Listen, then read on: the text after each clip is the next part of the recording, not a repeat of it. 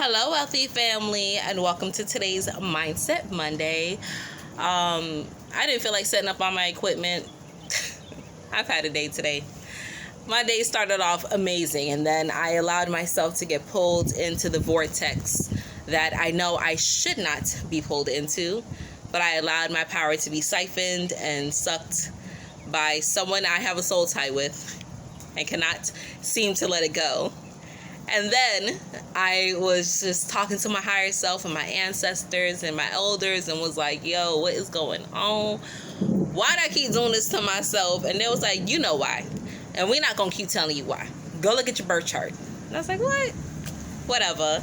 And then random conversation came up. Look at your birth chart. Is so-and-so on your birth chart? I said, okay. I said, let me see. All right, that's the message y'all giving me. I went and looked at my birth chart in my relationships, which is my 7th house, and was reminded that the moon sits in my 7th house. The moon is the ruler over my relationships. And just gave me some insight why I'm a glutton and a sucker for continuous punishment from those who allow it, because I don't allow it for everybody. Like, I can cut somebody off quick with no issues. So I was feeling a little low, and I was like, I can't be feeling like this, and tried to watch a couple YouTube videos. That didn't work. But you know what always works? Getting outside. So took my dog for a walk and took in some fresh air, and now I'm sitting out on the front porch, sweaty, waiting for my son to get off the bus. So sorry if I look sweaty. I don't think I look sweaty. I look kind of cute, actually, right? I put my hat on today, my Mandalorian, feeling like a soldier, right? My melanin shirt, my melanin popping. Compliments of my daughter. She bought it for me. But, yeah, I'm feeling better now. And hopefully you feel this vibration coming off of me, because I sprayed myself down with some Palo Santo. I did some breath work. I went walking, and I feel good. So today's Mindset Monday, we are going to talk about how to love yourself even when you feel like you're unlovable. I've had points in my life where I felt unlovable, where I felt, how can anyone love me because I'm such a horrible person? And when I felt that way, I hadn't even really done some horrible things. Like, I had yet to do, if you were to ask me now, what is the most horrible thing you've done in your life? I hadn't even done those things yet. And I felt like I was unlovable because I was a horrible person. So, imagine that, that mental shift that had to happen.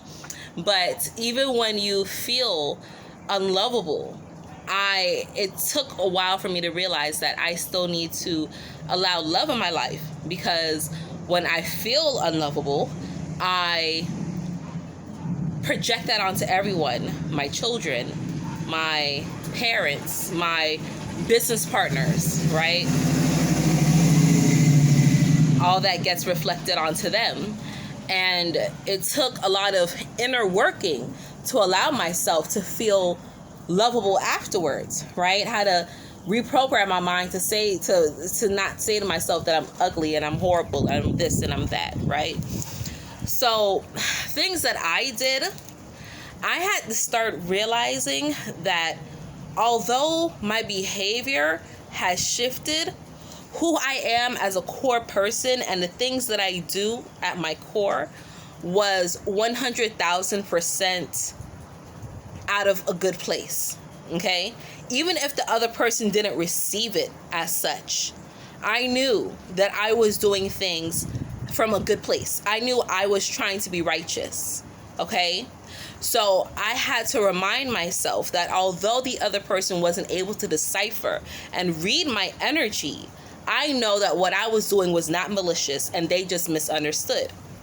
I had to then allow myself to let them stay misunderstood, or figure out a way where I could convey the message to them that what I was saying was not meant maliciously, so that they could get a deeper understanding so we can be on the same page. That's if I cared enough about the relationship, okay?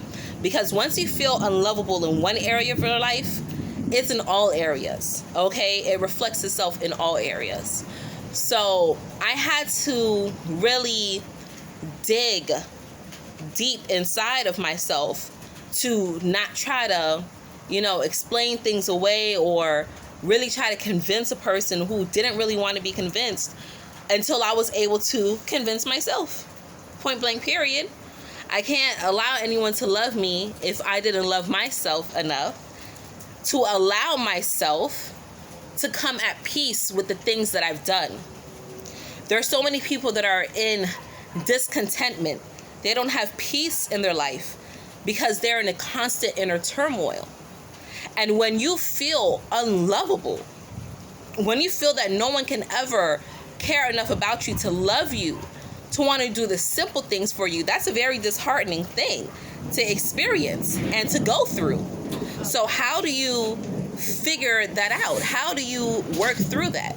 How do you allow that to shift so that you can grow as a person? Okay, how do you allow that to move psyche?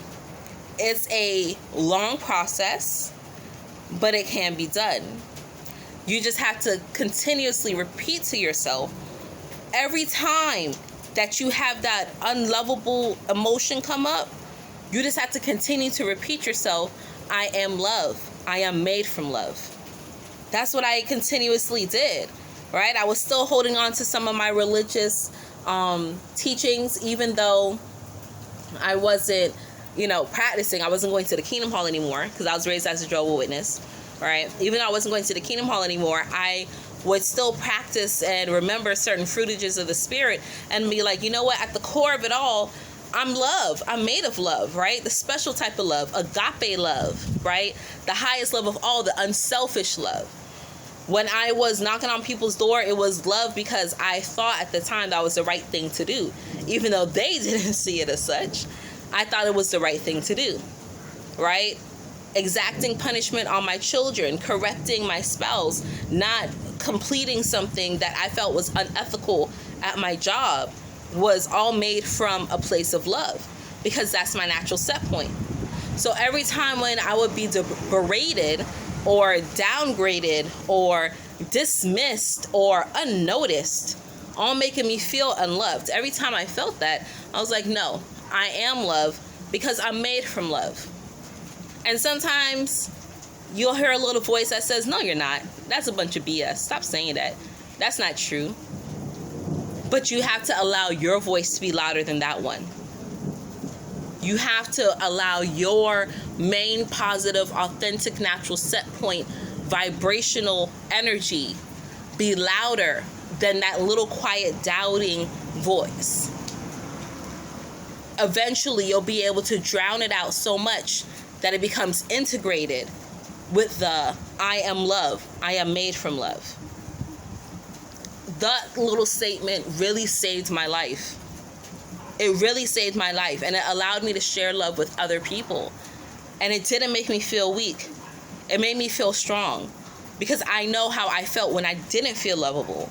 And when I felt like I was unlovable, that made me feel weak, because I would look for love. I would look for a cosign from anywhere, sometimes the wrong places.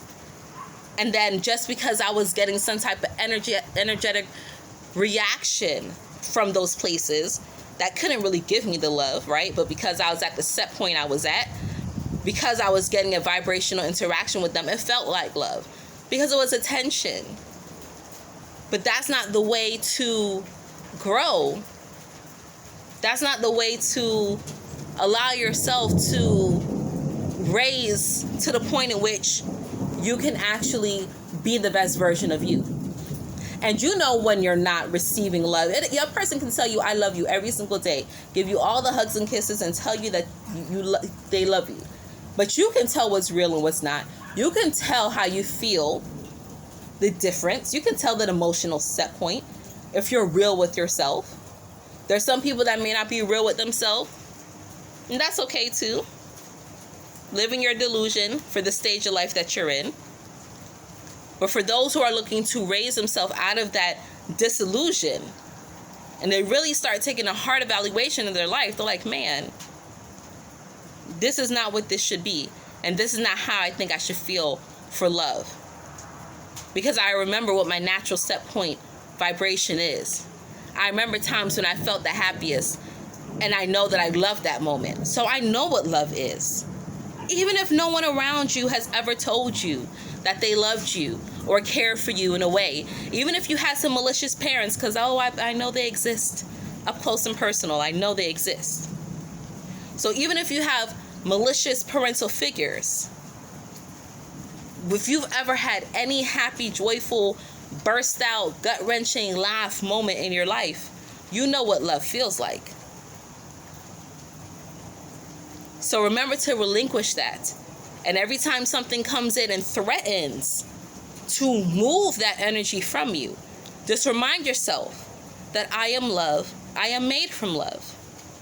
And eventually it will overpower anything else. Okay, wealthy family, that's all that I have for you today. It's raining and thundering and lightning. His bus should be pulling up any moment now. So I just wanted to come and share some of that love vibration with you all, because that is where we are at this point in time in our lives. That is where we are. And everyone should be experiencing beautiful, divine love in some form. And if you're not, then you have to change the things that's happening around you. Because you can't feel love if you're eating food that contains no love. If you're around people that do not treat you with love. If you're listening to things that do not exude love, you will never feel it. When I wanted to remember the love that I have in my body today, you know what I had to do? Get outside, breathe in that good-ass prana, and walk, move my body, take in some deep air. And I remembered the love that was bestowed upon me by allowing my lungs to function, to process this beautiful oxygen so my body can take what it needs and expel what it doesn't. But as it expels what it doesn't need, the trees take delight in that because they need it to survive. What a beautiful reminder of our natural set point. I am love. I am made from love. Okay, wealthy family. Until we connect again, stay alert, stay aware, and live in love. Peace.